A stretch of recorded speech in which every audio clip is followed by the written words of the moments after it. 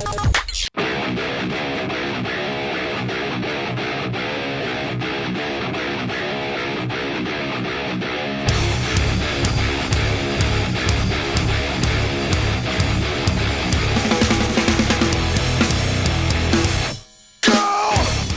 this is Chris Roper from the IGN PlayStation team, and today I'm here to talk about Motorstorm.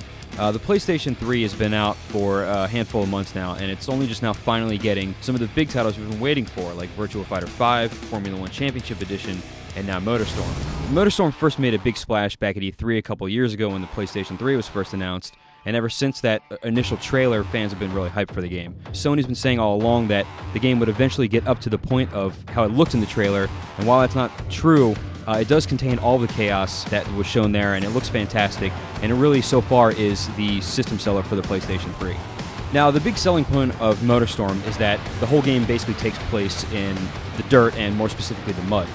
Vehicles can actually deform the mud in real time, leaving up sloppy trails, and if a big truck goes through and leaves a nice tire mark, then the motorcycles have to deal with what's left over, basically, in its wake. Now, the mud isn't only a visual thing. While it looks really cool, and the game really does look fantastic, it actually changes the way that you play the game. And the courses have been designed around this, so you'll find multiple pathways where, say, in the beginning you'll start and there'll be a ramp heading up top over some hills, and ATVs and bikes will want to go up there. The path is a little harder to navigate, but it's actually a little bit longer than the rest of them, but it's safer, basically, for bikes and ATVs. Where down at the bottom, the big trucks go through the mud, take their time, but it's a more straightforward path, and they can basically run into each other, knock each other off the walls and such.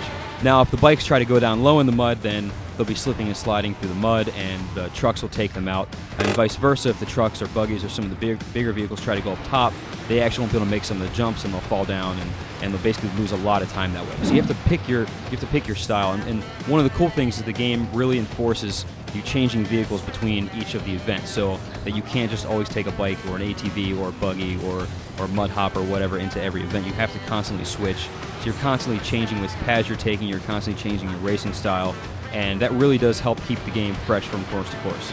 Motorstorm's biggest strength is the fact that it's completely chaotic. If you get down in the mud and you're tangling with 3 or 4 or 5 other vehicles, then basically it's as much of almost like a battle game as it is as a racer.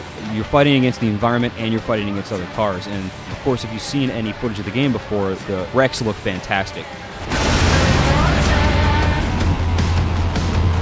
The physics here are great. Cars deform in real time, parts go flying everywhere.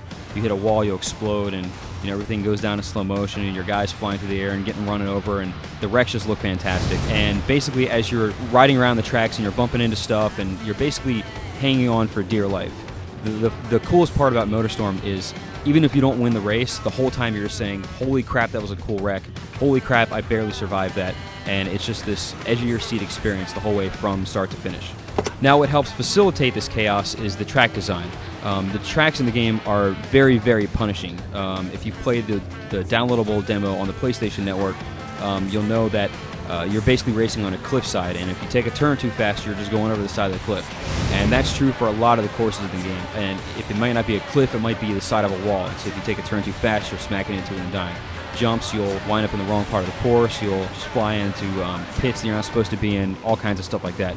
So basically, you're lucky if you survive it at all.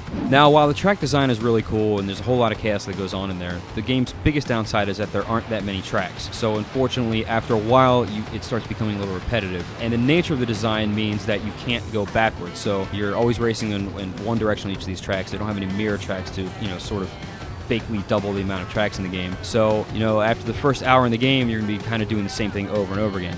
Now, like I said before, the game does force you to take different vehicles out depending on which event you're in, and sometimes you'll have to be a bike racing against trucks or whatever, so it does do pretty well to mix up the sort of events that you're in, but honestly, there's not as much content as there could have been, and that really is the game's biggest drawback, is that, it just kind of gets repetitive because there aren't that many places to race on. Now, one of the things that will keep fans coming back to Motorstorm for a long time is the online play. The game is really, really fun online. You have full voice support, so you can talk a bunch of trash, which is really important in a game like this when you're constantly knocking into people.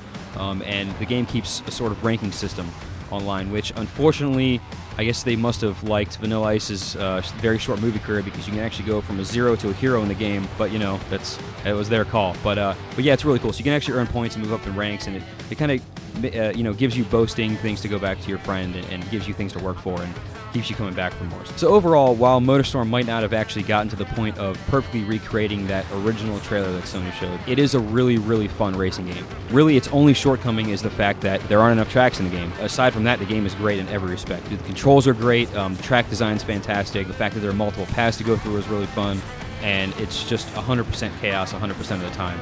So along with games like Resistance and Virtua Fighter 5, PS3 is finally coming into its own, and Motorstorm is really good proof of this. So if you have a PS3, then there's absolutely no reason not to go out and buy Motorstorm. It's one of the best games in the system and one of the best racing games you're going to find anywhere anytime soon. For our full written review, check out IGN.com.